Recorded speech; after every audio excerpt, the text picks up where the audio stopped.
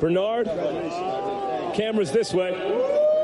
I'm surprised Bernard Hopkins doesn't know where the camera is. Usually that's a given. So busy looking at who I got to look at. My name is Ryan and this is Ade, and welcome back to another edition of Box Talk. It's time for This Week in Boxing. Guys, warning first. Huge week of fights, loads of news. It's a lot to get through, so let's start. I did tweet and say this is going to be the longest edition. It's fact. It's going to go over an hour. I can't chop it. I can't chop it. I can't chop and edit. It's going to be over an hour. We'll see. Yeah. Let's start with this week's fights, and I'm going to start with Tuesday night. Amir Mansour versus Gerard Washington. Did you get to see the fight? Nope. So I can't. I don't want to lie. Okay. The fight went to a draw, and Gerard Washington said it was a country. He reckoned he won the fight handily. Mansour thought he won the fight. I watched the fight midweek, and I'm gonna put it like this: Gerard Washington, you lost. Yeah, and I'll tell you why you lost. Because he tried to sit on the lead. Amir Mansour may not be the best boxer in the world, but he has attributes that I like. He's in shape. He will fight anyone, and he actually comes to fight. He was actually losing the fight for the first 3-4 rounds. And then when Gerald Washington wanted to try, I'm going to box and play safe and fight on the back foot, Amir got up in him. He's very limited though, Mansour. Yeah, he's limited, but at least he tries to fight though, brother. He tries to fight and he gives the best effort. Term no, he went prison like 4 times. Term pro, went prison 10 years, came out, went prison 3 years, came out. Not that that's funny. They done 10 months in the time. Alright then, so let's move forward. Lee Selby, Wednesday night, against Fernando Montiel. Yeah. We said in the preview video, I said in the preview video, is that being away from home, fighting in this type of fight, it's not a hand-picked opponent. Very quickly, was Rob McCracken in his corner? Did I not see the photo of Rob McCracken in the corner? I didn't notice. I'm sure I did. I could be wrong, but after the fight in the change room, I saw. Yeah, I saw a photo about. Yeah, I saw Rob McCracken was on the picture. Yeah, okay, go on. Sorry. Yeah, but I said it could be difficult. It proved to be very difficult. Yeah. How did you score it? I got him by 2 or 3. Yeah. Yeah, I had him by 2 or 3. Yeah. I didn't think. What did you thought was it? No. I just thought some of them were desperately close. Yeah, some rounds were close. I think Selby won, and he won fairly. There's no controversy about it. But I don't think it was the type of performance he wanted, or the type of performance he was expecting in his US debut. No, I don't think it's the type of performance that America wanted, or should I say Al Heyman PBC wanted, really. Uncle Al. Sorry, I keep forgetting. Sorry, Uncle, if you're watching. That'll be something. Yeah. Uncle Al tweets our video.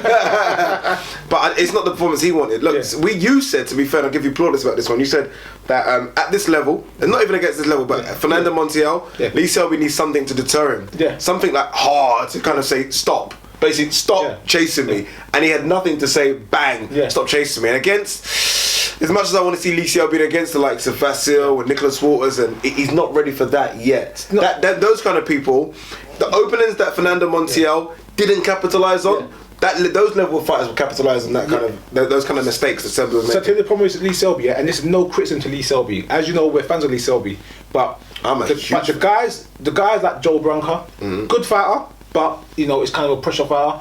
Look at Gradovic. They're kind of made for a slicker type boxer. Selby didn't look slick in there because Fernando Montiel didn't give him a chance to be slick. When the pressure's not really on, and you can actually fight in your own pace, in your own mentality, in your own world, it's easy. When someone says, "Guess what? I'm gonna knock on your front door," it's a little bit different. I will say this though, for his debut in America, and it was a big card.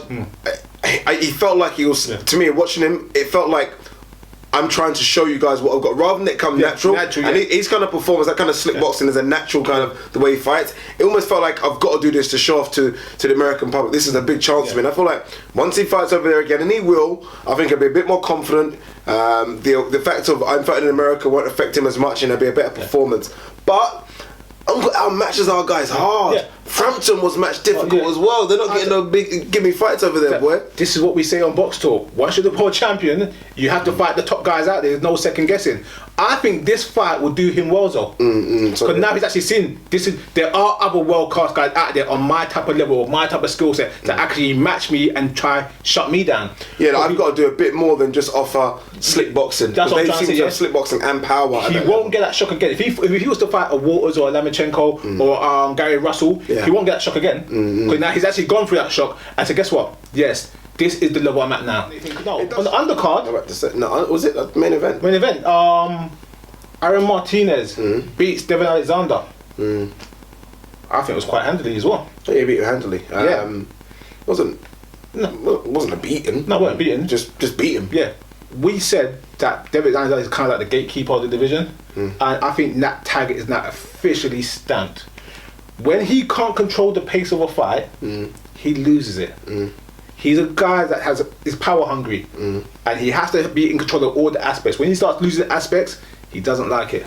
See, the thing about Devon before this fight is he had those sort of 3 losses against sort of Bradley, Porter and Amir Khan, and he could probably say, look, I lost against guys that are top 5, whatever, so it was no shame in that. It's almost like those fights are going to happen. I took the fights, they're tough fights.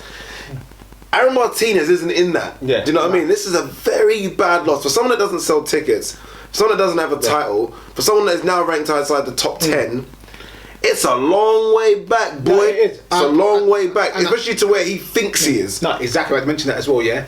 I think David Alexander now is getting to that stage where I don't like him boxing. I've mentioned before, where now losing just becomes normal. He said post-fight, I don't know if it was an interview or on the actual production, he said something like that, regardless of the loss, I'm still world class and I'm still...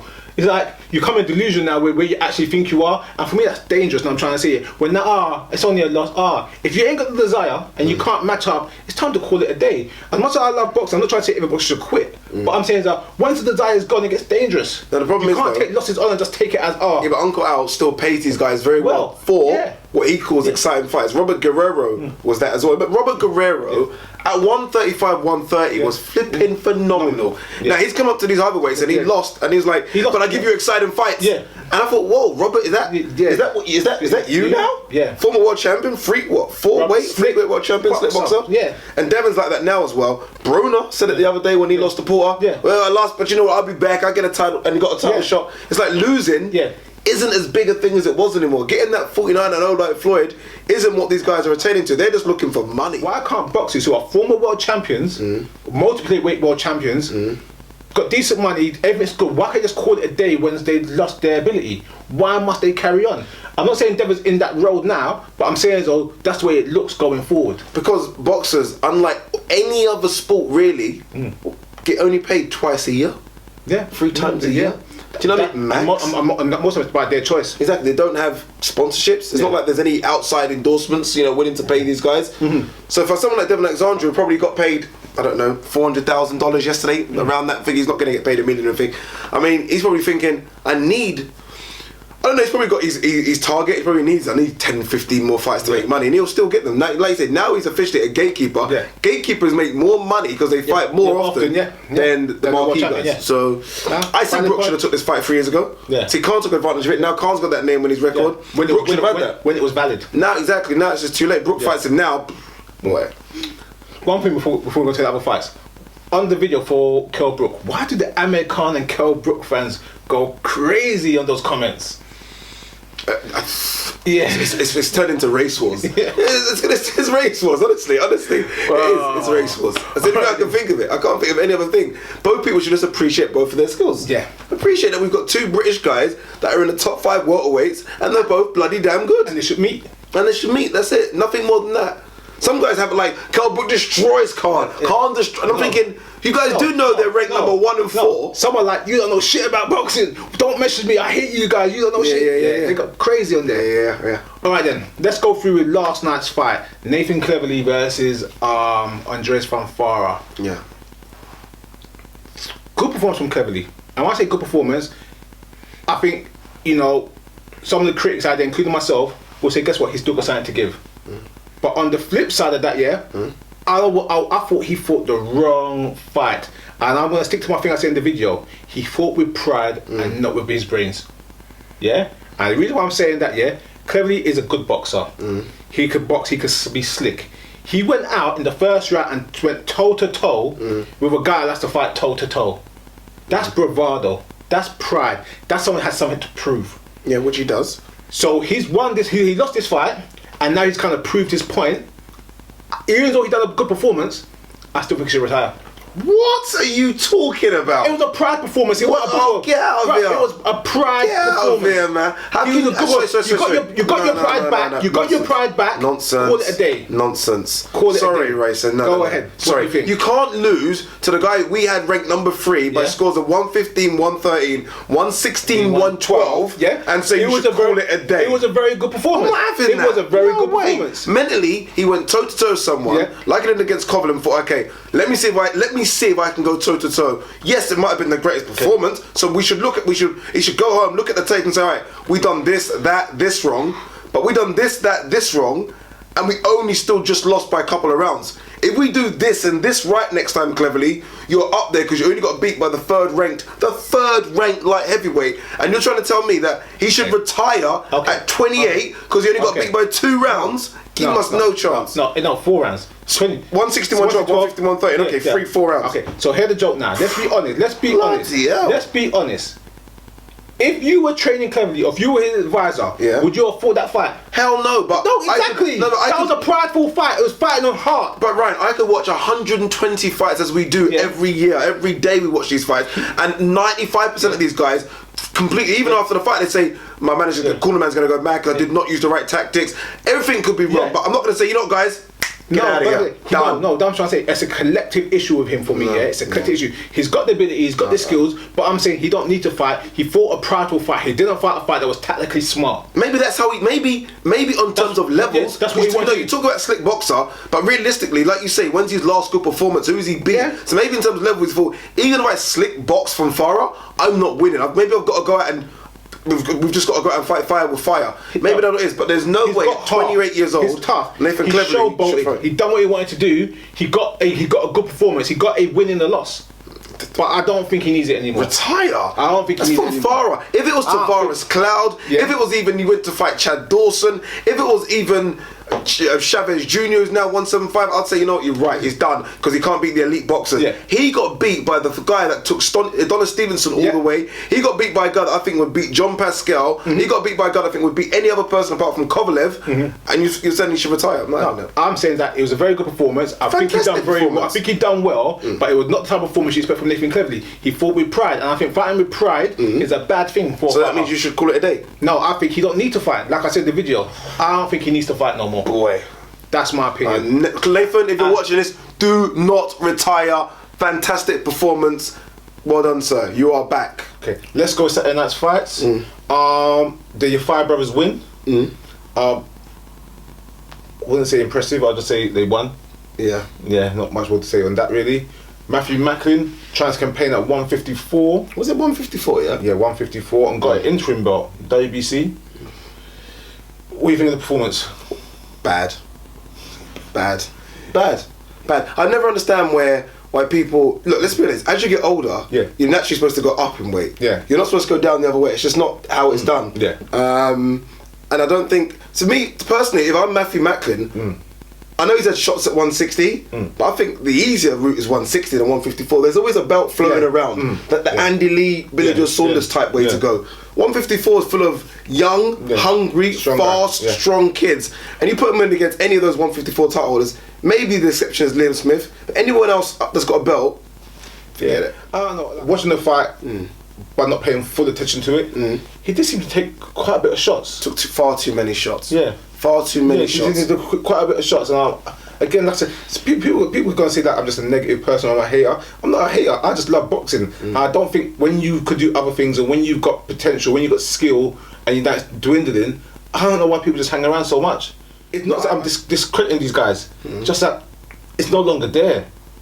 Him more so than definitely. What was that fight where he got stopped in a corner in Ireland? I can't remember who it was against. I remember. I can't remember. I thought it was done after that. You know, I don't think going down in weight is necessarily the way, because then you've got that's even harder to make the weight. It's tougher. It's taking way too many shots. And me and you are watching the fight. There's one section where we did 100% watch it together, where he got a low blow, which I didn't think was a low blow. Referee saved him. You saved him. Because he was out on his feet. Referee saved him. Gave him that little 20 seconds. He was taking a lot of shots. And I just feel like if he's gonna go, if that's his game plan now, which is to start trading, then someone's gonna smoke him soon. I mean, imagine him trading with the likes of Kirkland. In that kind of firefight.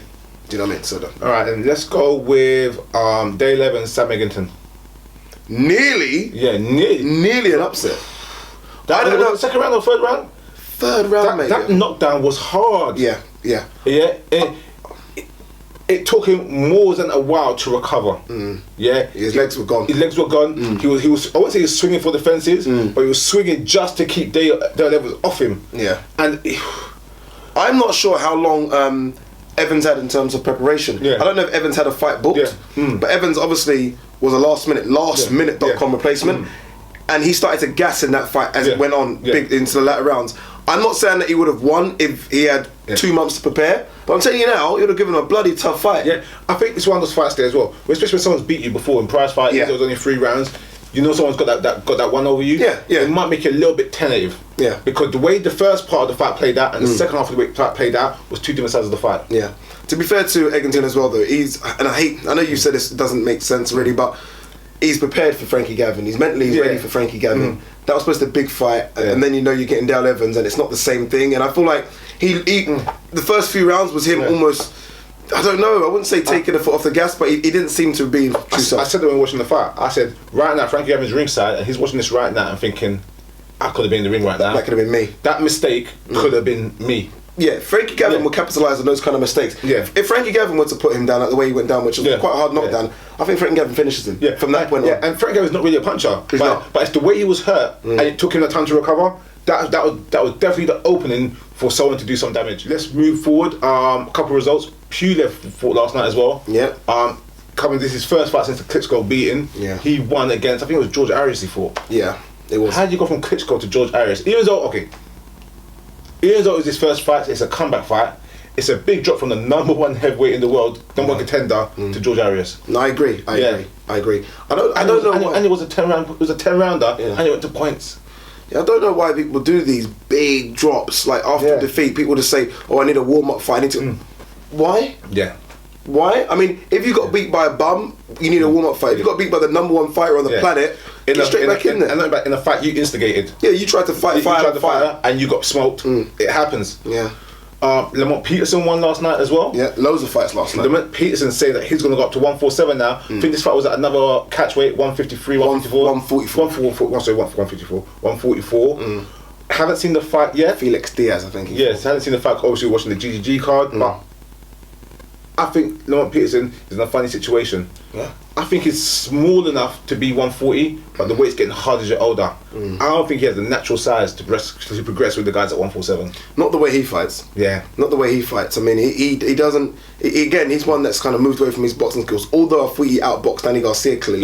So I think he might look at that and think, if Danny Garcia can go up and compete, I can go up. My problem is that I wanted him to stay down to 140 to fight Terence Crawford. And I think that would have been a great fight. He's probably looking at it right now. Apart from Terence Crawford, he's already lost to Matisse. He's not going to fight Adrian Broner. Them two are close. He's probably thinking, where do I go? You're right. I understand why he wants to move up. And in terms of boxing, it's progression. He's a former world champion. He's been there. He's done that. Obviously, he's got. So he goes to get other achievement, other accolades. But I don't know. There's something about his body structure. He looks very, very tight. You know what I mean? I say that he's compact. I don't think 7 pounds is not a lot, but he doesn't look big enough to carry that weight. I agree, but I look at the 147 guys, and apart from Brook and Furman, Porter's a bit stocky, but none of them look particularly like monsters. I mean, you're not talking about the days of Cintron and Margarito, do you know what I mean? Paul Williams. Alright, let's go with the GGG card. Luis Ortiz gets another blowout, stops Vando. Don't know who it was. Bus driver. In 3 rounds. Pretty easy, pretty relaxed. Nothing really to talk about in terms of the fight. Question is, who's going to fight him? Because it looks like no one really wants to fight him. I said it to you yesterday. Yeah. He beats every single heavyweight apart from Klitschko. Yeah. I even said he gives Klitschko problems. Yeah. But I was a bit drunk when I said that. Yeah. But in real terms, he beats every single heavyweight. If you don't believe me, ask Tyson Fury. Yeah. Tyson Fury clearly said it. I'm not fighting Luis Ortiz. Yeah. Tyson Fury would not say that. Yeah. He says I'm not fighting him. So tell you what, He is King Kong. Yeah, but say that when he sits on the rope and he's going like that, and you think, look oh like my King gosh, Kong. this guy here, he looks very, Then very he get out intimidating, first gear, but then and they slowed it down on Box Nation. Box Nation's coverage was very good because they kind of slowed it down and they showed how he ducked the punch and then came up, and it was beautiful. No, but don't tell you about it's like that's high class boxing. High class. Is he Cuban? It's Cuban. Yeah, that's high why. class Cuban boxing in a 6'4" body. Look at the top 5 or 10 in heavyweights. Tyson Fury says I don't want to fight him. Yeah. Brian Jennings didn't want to fight him. No way. Yeah. We're not going to talk about Dion. Is that okay to that guy that doesn't like us talking about Dion? But yeah, we're not going to talk about Dion. No one's going to fight this guy. It's going to be hard to match him because I don't know if he's big enough money for a draw. So unless they put him on undercards of undercards all the time, it's going to be very hard to match this guy. Yeah, definitely. Yeah. Let's go with Chocalito versus Brian Valoria. Yeah. The fight that I had a brandy and juice snap. Tell me about it. Only got to round 5 this morning. Yeah. Chocalito, I was very interested in seeing this because obviously with the recent pound for pound rankings, he's now pound for pound #1 boxer in the world. Yeah, by certain publications. Yeah, and I thought, okay, let me see who this pound for pound kid in the world. He's a phenomenal boxer. Yes. I saw certain things in him that reminded me as young Pacquiao, not the recklessness, just the way and the amount of punches he throws and the way he moves when he throws them. Yeah. Look, he beat up a kid yesterday that by no means of the stretch was a bum. Brian Valoria is a real fighter. Do you know what I mean? And even Valoria said after, it was just too much. It was too much. When a boxer says that post-fight, it's too much. I find it hard how they're going to match him and develop him over here. That's the problem. He is, you know what he's going to do? What scares me, he's going to do an Anita Dinair, and he's going to chase the weights. I can say it because there's no one to fight in those lower weight classes. That's her name. But I don't think he catches weight. He looks so small and compact, but he's going to have to. His body structure is that weight class. No, is not. Is an athletic body structure. It's not a muscle. It's not a muscle. It's not a muscle body structure. It's normal. It's a guy that runs and just stays in shape. Yeah, I mean, he's going to chase the weights though because there's no one to fight in the lower divisions. And look, they have to put. He can't headline a card yet in this country. They have to put him on undercards, and someone that's that good needs to be headlining cards. But let's go with GGG versus David Lemieux. I'm gonna go to the end of the fight and tell you what kind of shocked me. Was it round 8? 9. When the fight was stopped in round 9, was it 8 or 9? I can't remember. 8 or 9. And GGG turned around and done his little salute to the crowd. There was no sweat on GGG. There was no bruise on GGG. He wasn't out of breath. He was just another day in the office, walking the park. This was not a guy he didn't look like a guy that's been in the ring for a 9-round fight with another world champion in a unification against a noted puncher. The guy's phenomenal. Before we even talk about the fight properly, sellout, Madison Square Garden. And for all the people that might not know, Mayweather doesn't sell out. It's comps. Even Cotter's got to a stage now where he doesn't. It's comps as well. This is 2 non-Americans. GG is not a pay-per-view star. Okay, fair enough. Sold out. Ringside, Donald Trump, Michael J. Fox, a few more A-listers. It felt like a big event. No, it did feel like a big event. And well done to Golden Boy and Tom Loffa. It felt like a big event, and well done to GGG and David Lemieux. I think attendance was 20,854. It was full of capacity. There wasn't a seat for a cat to sit down. Honestly, it was so. Like, I'm not going to wax lyrical. Me and Ryan are going to probably get over the OTT. I'm going to go over the top. I am going to. You always go over the top. I'm going to go over the top with GG. You know what it is? I've watched boxing for years now. I'm not joking. We've been privileged. That's what we do. We love it. We watch so many live events. We watch recorded. I mean, come on. That's what we do. We watch every fight. Right. I've yet to see, and people like whatever. I've yet to see a guy that is such an assassin and yet be composed at doing it at the same time. I've not seen someone that's so. It's hard to explain. He's so aggressive. He doesn't load up.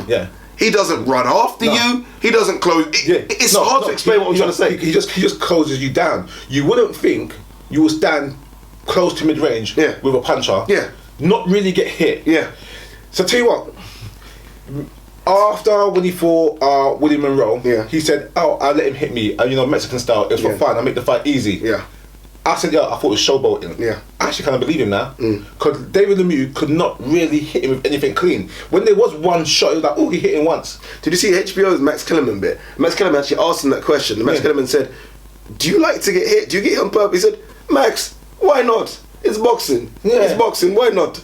This guy, I said to Ryan on the pre-fight video that he almost gets hit on purpose. Yeah. Because we saw a guy here called David Lemieux. It was almost like, you can't touch me. Yeah. You can't touch. It was almost like that. It was ridiculous.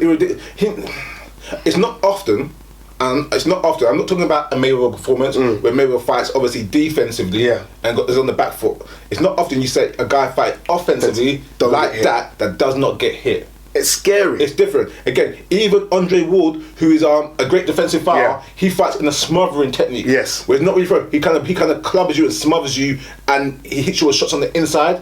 It's different. Yeah. GGG's actually there in range, not smothering, to get hit, but you can't hit. Lemieux said after the fight, I was stopped you a little bit early. Lemieux looked like referee. Stop this, please. Don't you see this guy's punching me too many times? Stop it. Yeah. I'm shocked by Lemieux saying that. You see, what you got to do, this is what I keep saying about. See, back to the same thing we talked about earlier on about boxers, when it's time to have enough, is that a boxer is a fighter, Lemieux mostly doesn't know. He looked at the referee with that look, because he's fighting, I paused it and rewind it in slow motion. But the referee saw the look. Is the look. He's the guy that saw the look. Same thing when we saw the George Groves Carl Froch, and George goes backward over, and the referee says an early stoppage. It wasn't an early stoppage because the ref was there to actually see the final points. He saw Lemieux taking too many shots. Lemieux looked at the ref like, I don't know what to do. The guy's hitting me and I can't stop him, and the ref stopped the fight. That's exactly what happened. You know what is really? I've gone to Twitter already and I've realised if you just don't like someone, you don't like someone. Oh yeah. I've noted it now because your friend, whose name I'm not going to mention, before the fight was saying GGG's going to get knocked out, GGG's going to lose. GGG won. He was making excuses like, "Oh, Lemieux was rubbish." Yeah. Give GGG credit. What did he say? He said Lemieux never came to fight. Yeah, Lemieux never came to fight. He was scared. Well, and I've realised that if you don't like someone, because I've seen a couple of comments already, you just don't like them. There's some people, and I get it. Some people you just don't like. I understand that, but watch how this guy boxes, and you simply cannot applaud higher. It's scary. It's scary. I think, I know pound for pound is based on what you've done lately, but if you're giving it on just who is the best boxer in boxing right now, it's GGG. And I guess to be GGG. I'll take another thing as well, you've got to be fair to the sport, If guys won't sign the contract, what are you supposed to do? If guys don't want to fight you, if guys say, he's not pay-per-view, why fight him? Let the fight build. You can't blame the fighter for not getting fights. I can't wait. Hopefully, I know Golden Boy don't normally do it. They release the pay-per-view numbers. It's got to be good to see if he got over 500,000. Yeah. If he got over 500,000, we kind of know he's in that league now. Well, apparently, Todd Loafer said that if he gets over 200,000 buys, it's a success. Yes. And the reason why he said that obviously is that with so much boxing on free TV, it makes it a harder sell to sell someone who's never been on pay-per-view before and who's not a TV name due to the whole. Yeah, both of those aren't TV marquee names. Yeah, exactly. Yeah. So I understand the point, but And another thing as well, a lot of people say like, go up and wait, which he probably will eventually. But people have got to understand this. Carl Froch stayed at 168 all his time because that's his weight class. Yeah. Everyone said, Carl, we're gonna go 175. I said, no, I can make 168 comfortably. GGG is so comfortable at 160. He's the perfect height for 160. Yeah. His body structure is a 160 guy. He can go 160, but that's not his weight class. Okay. Here's the problem I'm trying to say though. He could go 168, but it's still a problem. You've got to sign the contract. That's what I'm trying to say. Yeah, it makes me laugh. No matter where you go, you still got to sign the contract to fight the dude. Yeah, who are people really, apart from Andre Ward, because that's the name we're going to hear, who else do people actually really think is beating this guy at 168? Yeah. I want him to fight Andy, or the winner of Andy Billy Joe Saunders. I just want him to clean up the belts. Yeah. I want to have every single belt you can have. I honestly think that if Canelo wins, Canelo will fight him. Yeah. And I think Golden Boy has belief in Canelo in the same way they put him with Mayweather. It was a risk, they tried it. Yeah. So I think, and Canelo's young as well, he's fresh. He knows GG's 35 years old now, I'm trying to say. He'd rather beat him, he's got the desire, he'd rather beat him while he is what he is. And I think that's what's going to happen if he wins. I said the same thing about Lemieux when asked about the question, he smokes Lemieux. I like Canelo, I really do. Yeah. But I've seen nothing to suggest that he can be. I'm not saying he's going to win, but I'm saying it'll be a good fight. It'll be a good fight. Yeah. Until GG kicks you. Soon as one lands, I saw it in Lemieux. Soon as one lands, the desire goes. Yeah. It's done. It's like, no, it's too much power. Do you think Chris Eubank Senior's changed his mind? That his son can beat Golovkin today? No. And the reason why he hasn't is his son. Yeah. Like I said, yeah, you believe your son can do anything. All right then. Let's start with the news from the week. Let's start with the shocker from end of the week. Kell Brook's injured. Fight with Diego Chavez is off, and I think it didn't take more than 15 minutes from the release. Nah, less. That someone messaged me personally and said he's gonna fight on the Tyson Fury card, pay-per-view, so they get his pay-per-view money. It's all a setup. He's going to fight, what, on November 28th? That what they're saying. What do you mean? He's going to go into Germany? No, on they're going to reschedule the fight. Remember, originally, it was supposed to be, the fight was combined. They're going to do a show over here and a show over in thingy, in Germany. They're going to do the same thing on the 20th of November to match it up. Because basically, there's a loss in pay-per-view money. Even though Eddie Hearn said it's not true, that's what the rumour mill was started off 15 minutes after the release. Interesting. I thought that it was more likely that he'll be on the Anthony-Joshua bill on December the 5th and make that a pay-per-view now. Either one. If he's on there, that's a pay-per-view though. Either one. Let's be fair. Bruised ribs is a 3 to 4 week delay. That's it, innit? As of today, it's 7 weeks until the Fury fight and 8 weeks to the Joshua fight. Perfect. So in terms of scheduling, it could match up. People are saying it's a setup. I've seen you've seen the comments as well. Yeah. People saying it's a major setup. Yeah. I'm kind of not sure where to stand because there was a lot of smoke and mirrors in the past couple of weeks around the whole pay-per-view situation and who's going to fight who and how they're going to recoup this. This does look. If it smells like an egg, could be an egg. It's a tough one. I thought it's hard. It's almost me questioning the legitimacy of Matchroom and Eddie Hearn and Kell Brook. And I don't think Kell Brook's that. But I mean, from the get-go. Well, as soon as the Fury stuff started mentioning in terms of the date, it kind of messed up. Look, Kell Brook would have been offered, and even Shavs would have been offered pay-per-view money, points anyway to extent. And then you've almost got to tell them that's dropping by quite a few hundred thousands because it's not a pay-per-view anymore.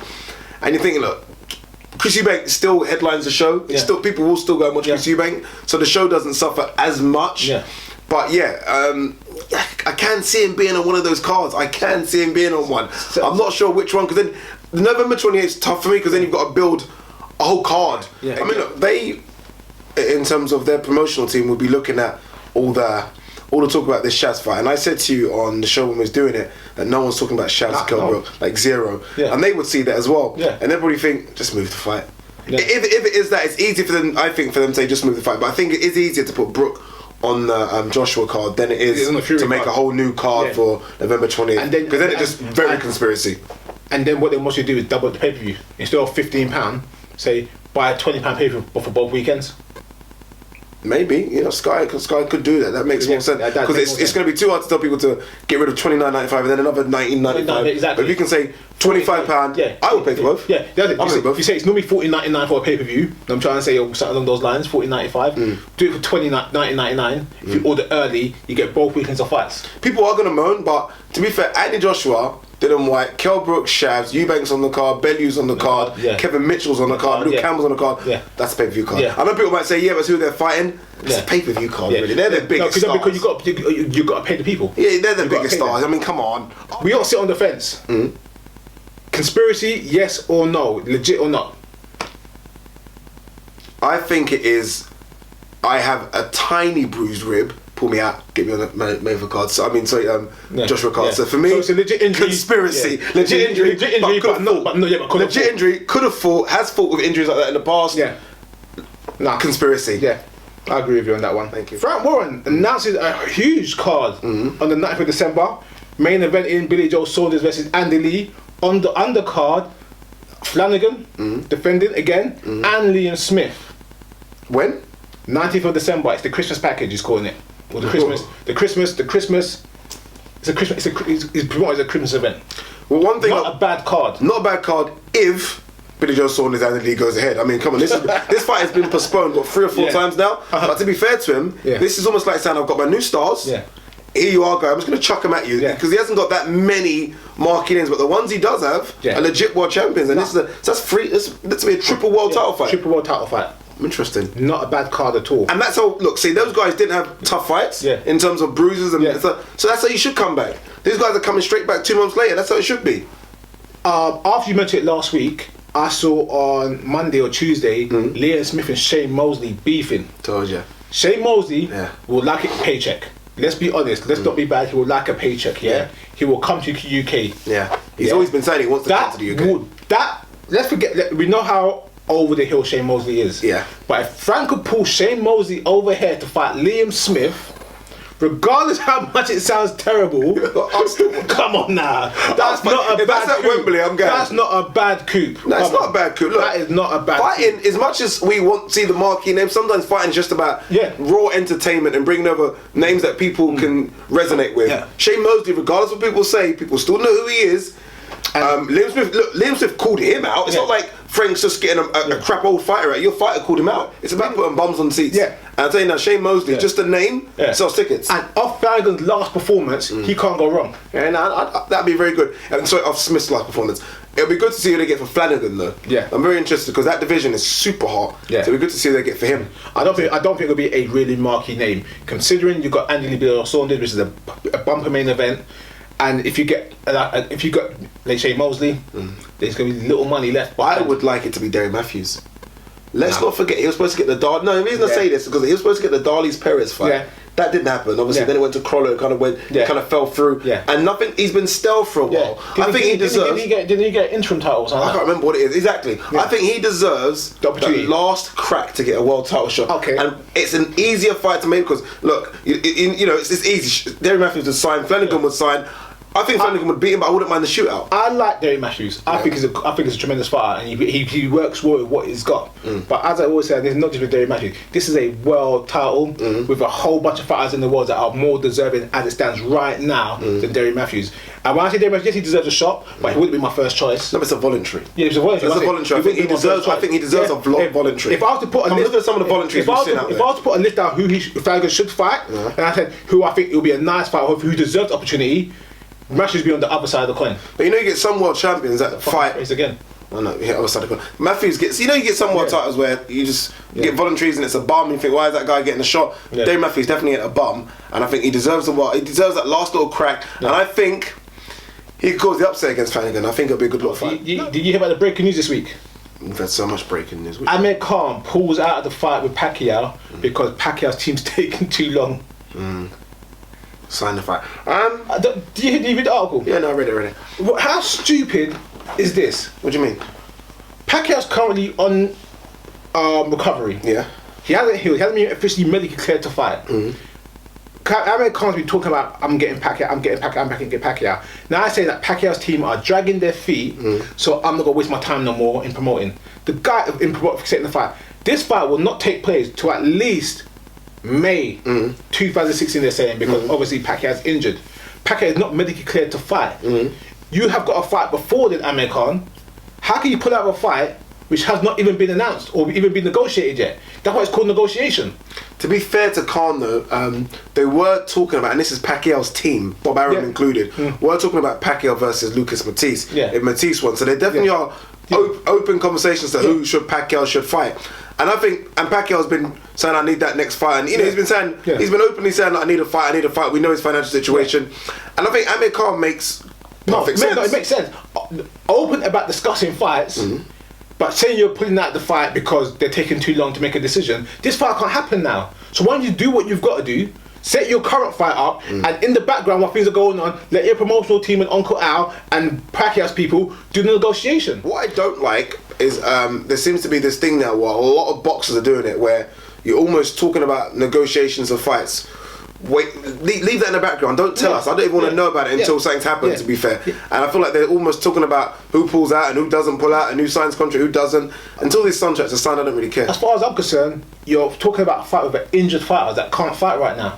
Yeah, but that injured fighter is also talking about fights. Yeah, I know, but that's what I'm saying. But it's not for That now. injured, but that injured fighter is saying, I want to fight Mayweather again. So he's talking.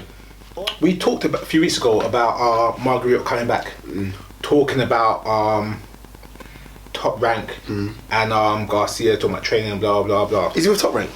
Yeah, Okay. Bob Arum, yeah. So it's bloody hell, Bob Arum. Then they announced, they didn't show the picture this week of saying Margaret was in shape, he's trim and blah blah blah blah blah. Yeah. Did you see the picture? Yeah, his eye. Did you see his eye? Yeah, it's actually quite scary. It looks like his eye is actually popping out of his head. It looks like Terminator. Yeah. It looks like Terminator. Like, you know when Yeah. Terminator just removed his Yeah. eye? It looks like it's very much ready to go. Yeah. How? How's a medical doctor? Yeah, how? Now, I looked at the picture, and that was a picture of him. Like, obviously, what's the word? So he had 2 girls around or something, 2 people with him. Yeah, 2 people with him. Yeah, 2 people with him. I'm trying to say it was in a pose. You know what I mean? Yeah. So that was a fight when you're fresh, not after training, not after sparring, not after a fight. Yeah, that's just you doing a physical workout. That's the way you look right now, and you're gonna get in the boxing ring. I have no other words to say about that subject. Margaret went to go wash the dishes, and when like that, I would just drop into the sink. No, he'd be washing the dishes and he'll miss the sink. Yeah. He'll be washing. Seriously. No, his eyes are gone. Yeah, it's gone. It's gone. What weight to come back at? 154, I reckon. Wow, how does he make one? That's why I said him and Cintra's gonna have a trilogy. I think it'll be him and Mosley rematch. Mosley's gonna pop that eye. All right then. Timothy Bradley definitely doesn't like his ex-trainer, Julio Diaz. Julio Diaz. He said this week, I've learned more in 3 days than I learned in 10 years with Diaz. I don't like that stuff. Yeah. But don't get me wrong, something's obviously happened behind the scenes that we're not privy to. Yeah. But I saw a 140 Bradley, a phenomenal boxer. Yeah. Not a great boxer, but honestly a phenomenal boxer. A guy that came over and beat Junior Witter, and Junior Witter had that tricky style, but pretty much unified the division where Khan kind of lost. Yeah. And to say that, for you to go and discredit everything that guy's done, you're a 2-week world champion. You know, you've had great fights, Manny Pacquiao. You know, you can't just discredit that. Look, whatever's happened in the past has happened, and you just kind of say, you know what, moving on. Do it as I hate to say this, but as a man. Because I haven't heard Julio Diaz say much. Just move on and say, you know what, I'm with Teddy Atlas now. I'd like to thank Diaz for everything he's done in the past, but sometimes, you know, you need to move on. Do it as that. Diaz said this week, that book is now closed. Me and Bradley, it can never come back, whatever. But I'll say one thing. I think I said it in the last video as well. We mentioned it a couple of weeks ago. The problem with this here, for me, honestly, and I'm not saying it's Diaz's fault, never ever mention the man's wife. Yeah, but when he's not the wife's the manager, no. Diaz said right now, I'm trying to say, me and Bradley were cool. Ever since his wife became the manager, blah blah blah blah blah blah blah. When she becomes the manager, I almost feel like he's got a right to criticise the manager, and in turn you're criticising the wife, but you can't do that. He should have said his management team messed it up by saying as soon as his wife became his manager, that's saying the wife. That's where the problem came from, as far as I'm concerned.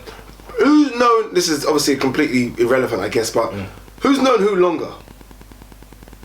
That's a good point. No, he might be in a situation where he's thinking. It sounds stupid, but he's probably thinking if he's been with Bradley since Bradley was 15, 16, for example, and the wife's come along when Bradley met when they were 20, whatever. He's probably thinking, I've got a right to say what I want. Do you know what I mean? As a father figure for you. That's it. A lot of boxing trainers see a lot of boxers see their trainer as a father figure. Yes. So I understand that point. Yeah. But the difference is though, is that a father figure and your life partner, someone you're going to spend your life with and be with, and you actually spend your time with her, especially as a boxer that's well off, and you're at home, that's different. You're right. That's different. Yeah, good point, but I just feel like Bradley should almost respectfully, because I don't believe Teddy Atlas can teach you more in 2 weeks than thing he's done in 10 years. I just don't think that's possible. Although I do say one thing. Teddy could shout at you more in 3 days than someone shout at you in 10 years. He might motivate you more, but all I will say is that Bradley as a boxer has deteriorated in the last 3 or 4 years. So regardless of the situation that's happened, I was thinking he needed a new trainer anyway, because I don't know what's happened to him. I think Bradley deteriorated over the past 3 years because he was not a draw.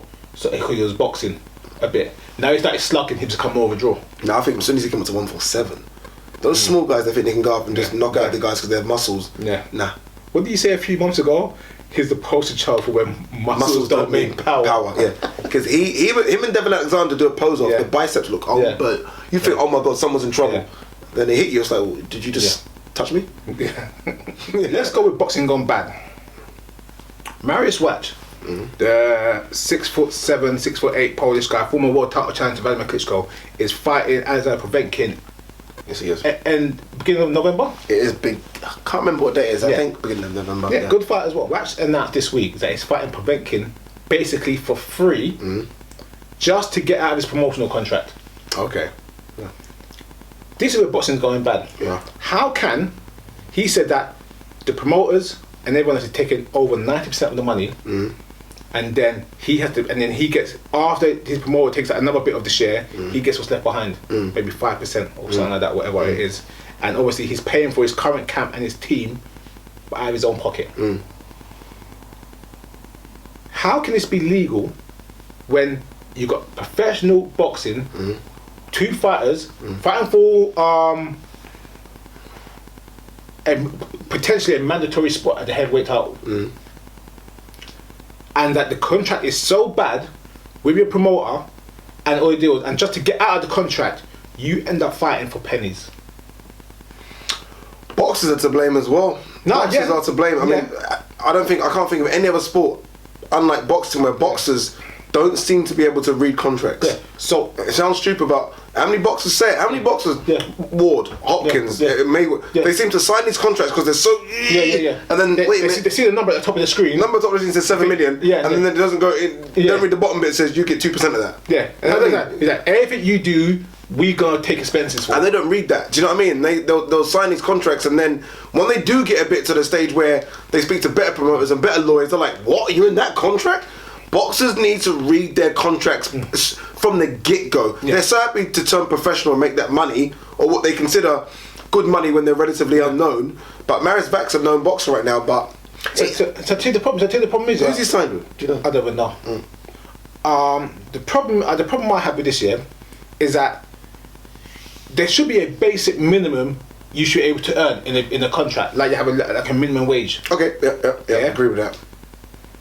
When the commissioners get all the contracts and everything comes, this is the commission, remember, a boxing commission is actually there to help and protect fighters. Don't they say, wait a minute, that don't add up? You mean you could just rob someone, give it to a commission, give it to the sanctioning bodies, give it to the people and say, so what?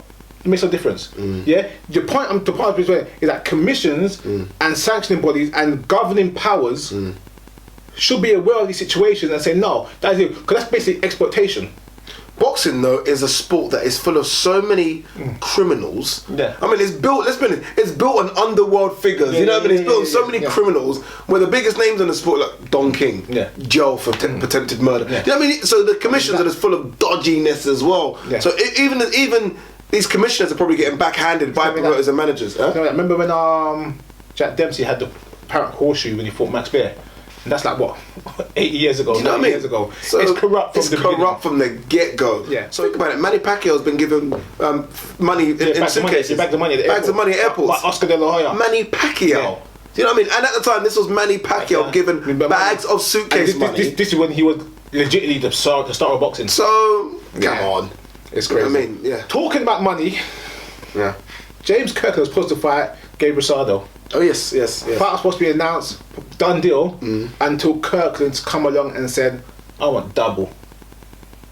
Now, I'm not going to blame Kirkland for this too much, because he was in bad contracts, been going to prison, he knows his limitations, his career is not fighting, I think he's fought like 2 or 3 times in like 3 or 4 years now. He's coming to end, so he's trying to cash out.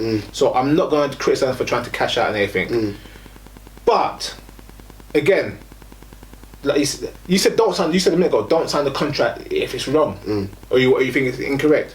Why go so far until the end and then?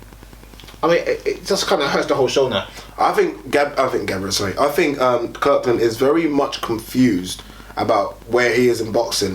He got paid very well for Alvarez. He's not That's not your pay. That's because you fought Alvarez. I think he thinks it's a marquee name and he got paid. They're saying close to 7 figures. I mean, it must have been low, like 700,000-800,000, but it's a huge amount. And he's probably getting paid now 200, and he's probably thinking, no, I'm worth 700. You're not worth 700. I guarantee you that close 7 figures he got paid for Canelo is gone. Of course, he was so inactive. Wherever he's living, his house, his mortgage. His car, whatever. Did you see that? He actually bought a new house. So well done to him. At least he did, At least that's where his money's gone. That's what I guarantee he doesn't have. You can't be a professional athlete and don't fight. Talking about 154, you know, Liam Smith's going over to fight the spar Miguel Cotto. That's bloody good, isn't it? Liam Smith has been invited to the wild card to spar Miguel Cotto. And to tell you what, that's not bad sparring for him as well. Yeah, because Liam Smith is that kind of size of Alvarez. And again, not saying he's on the level of Alvarez, but again, complete in all areas. In my opinion. Complete in all areas. Complete in all areas. He's just a complete. Whereas Alvarez is completing where his knees at 8. Liam Smith's completing where his and there's a 7, 6. It's good sparring. Good, very good sparring. Very good sparring. Yeah. And the good thing about it as well is that Liam Smith was just fighting recently, which means he's in shape. Yeah, he's in fighting shape. I think that's why they've asked him to go over. Yeah, he's in fighting shape. That's how you know big Al. That's how you know how big Cotto is. So you get a world champion to spar you. Yeah. Jeez. So I tell you what, though, I'm not gonna lie though. That could put. It's good. It means Liam Smith has no break. If he's gonna fight on the December 19th card, and he fought last week, then he goes to train with Cotto for 2-3 weeks, then comes back. He's got 4 weeks to train. Yeah, but it's almost helping him. Yeah, it's helping him. You don't turn down Cotto sparring. No. You don't. You know what I mean? Can you imagine the money you get for sparring Cotto? Leading up to this. He mostly gets more money. Yeah, not for the spar. For the fight. 100%. John Pascal. Who? Your mate John Pascal. I haven't heard of him for a while. Called our other mate, Adonis Stevenson, on the phone to try to negotiate a fight. Oh, God. The thing that it's the only fight really left for Stevenson to have. If he's not going to fight, obviously Hopkins he can't fight now, it's done. He's not going to fight Kovalev this year, I don't think. So really and truly, it's the only fight he can have left. Pascal said that on the phone, he tried to speak to admin and try to be, business like professional, whatever. But he said he felt that Adonis felt Pascal was setting them up because he said, "Come, we go dinner and blah blah blah blah blah." Set him up for what? Don't know. Street team. I don't know. Okay. To cut a long story short, that'd be a good street fight. Yeah. Them both quite funny. They both start talking. Not talking like. Yeah. Like that.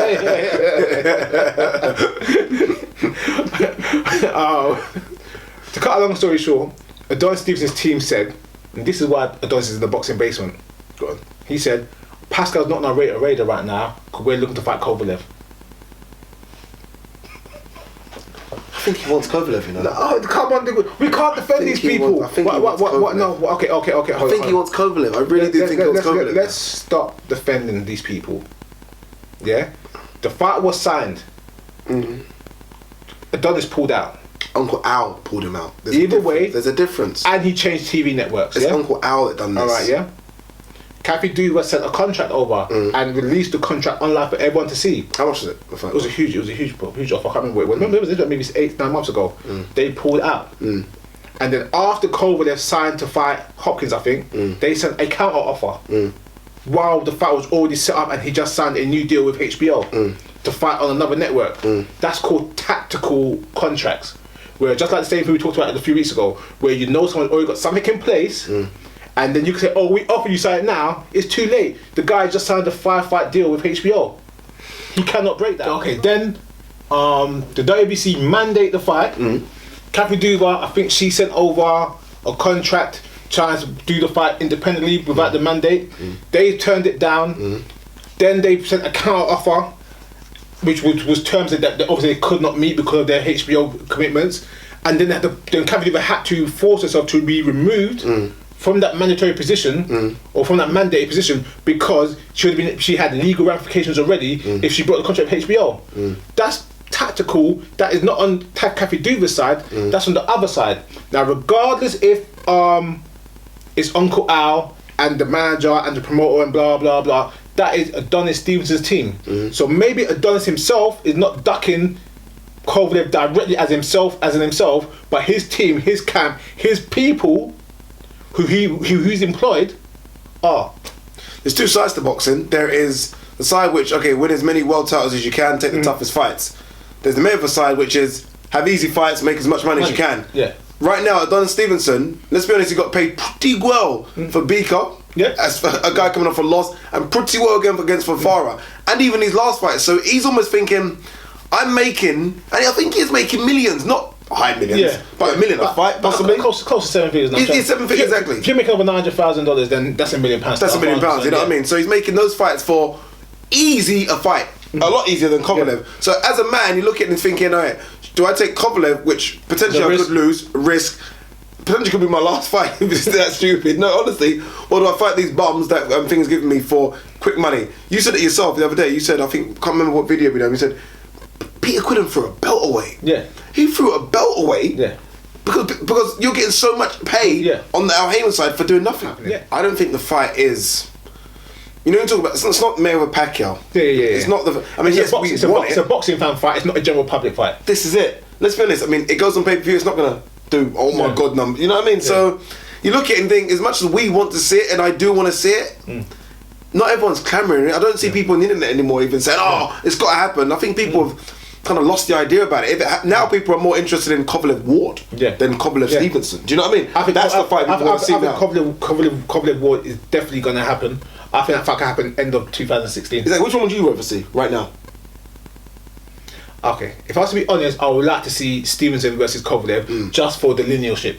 I don't care about that. Unify the titles, know what I mean? The guy I'm trying to say, get one. I want to see the Kovalev, the knockout puncher versus Ward, the slip. But that's the fight I'd rather see right now. That is a fight at 175. Whoa. Okay, I know you can't give a fair prediction because obviously we ain't seen Ward properly at 175. Right now, honestly, we don't sit on no fences.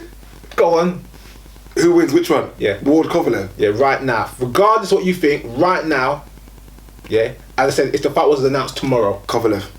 Kovalev all day. And it sounds, people might say, what? I saw Ward against Paul Smith. Yeah. And I think Paul Smith at best, look, at 175, Paul Smith won't even be contesting, beating it, you know what I mean? And that fight was at 175. Yeah. And I saw him against that, and I'm thinking, and I'm thinking, if Kovalev was in there, ooh. Yeah. So right now, Kovalev. Yeah. Ward has one more fight and looks good. Ward. But right now, if you say Kovalev, who you got? I got Kovalev as well. Yeah, he's a machine. Everyone in the industry says that Andre Ward is like a young Bernard Hopkins. He's old school mentality. He's trained. He does look like that. The little things he does in the ring that we don't understand or people can't really see. He does. He knows what he's doing. He does. If he is a young Hopkins, we've got a great fight. Alright then, last thing I've got on here. We always get these emails at boxtalk.co.uk. I've got one from a company called Fight Stats. Do you see that email that came through? Don't read them. I'll be honest with you. I know you do. So it's me responding to all the messages, yeah, it's you. You know, we've both got our roles. You know, you respond to all these things. I don't read them. Alright then. This new website, I thought it was quite good. I went and checked it out last night. Yeah. It's basically fans could go onto this website and put this. So you've got all the fighters in all the divisions, all the ranked fighters, and you could rate them, their speed, their power, their chin, their athleticism, blah blah blah blah blah. And then obviously everyone died, so it actually produces stats on what fans think where fighters rank and how good and how bad they are. Nice little website, bro. You need to check it out. So I'm confused. So you could go on right now. Yeah. And you say, I'm going to check out, I'll go to welterweights. Yes. And you go there, it's got all a list of all the welterweights. Yeah. Click to a welterweight, and you could rate them, all their attributes. Oh, nice. As a fighter. Okay. Know what I mean? And then it kind of gives you weight. Okay. And then collectively, when these fighters fight, when people fight, it matches them up. Interesting. Yeah. That's probably a good thing, actually. Not a bad site. Guys, check it out. It's called Fight Stats. What do you think? Because, sorry, I was going to mention this after the Selby video, but I forgot to do it because someone tweeted and I responded to them, or someone sent a video. Maybe said something on one of our Selby videos, said, I don't like Selby fighting on a Wednesday. Yeah. I was like, why? Boxing, to me, for boxing to compete and grow. Other sports are played every single day of the week. Yeah, every single day of the week there's sport. Boxing's just been too rigid Friday, Saturday night. I mentioned that last week or this week in boxing as well. Boring. You're right. One thing I will say, it's good to be on Wednesday night in America. Yeah. For UK boxing fans that had to stay up till 3 o'clock in the morning to watch it, who all had work the following day. What about Wednesday night fights here? Wednesday night fights here. Yeah, I think Sky done really bad numbers on Wednesday night. Yeah. At 2 o'clock in the morning. So bad that they repeated it at one time at 4 o'clock. Yeah. Ended at 6:30. Then started again at 7:30. To try for the Selby fight, yeah. Because I wanted to step to watch it. I couldn't. I didn't check no messages all Wednesday. All Wednesday. Boxing should be on every day. Yeah. If it can be. There's so many fights happening should be on every day. Why rigid? Why stick it in this Saturday? Let's be fair. All the fights this week I watched.